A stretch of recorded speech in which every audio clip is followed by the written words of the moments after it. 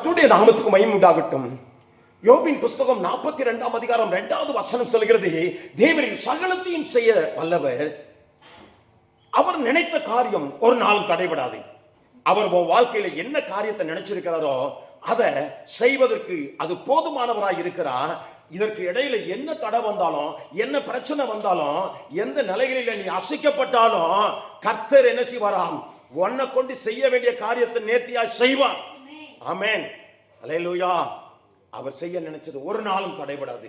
அதனாலதான் எங்கேயோ இருந்த நாட்கள், எங்கேயோ அசைக்கப்பட்ட நிலைமைகள் எல்லாவற்றில் இருந்தும் கர்த்தர் மாற்றி மாற்றி நம்மளை ஆண்டவருடைய தரிசனத்துக்கும் திட்டத்துக்கும் நிறுத்தி, ஆண்டவர் உன் வாழ்க்கையில என்ன செய்யணுமோ அதையெல்லாம் நேர்த்தியா செய்ய அவர் போதுமானவராய் இந்நாள் வரைக்கும் உயிரோடு ஜீவனோடு வைத்திருக்கிறான்.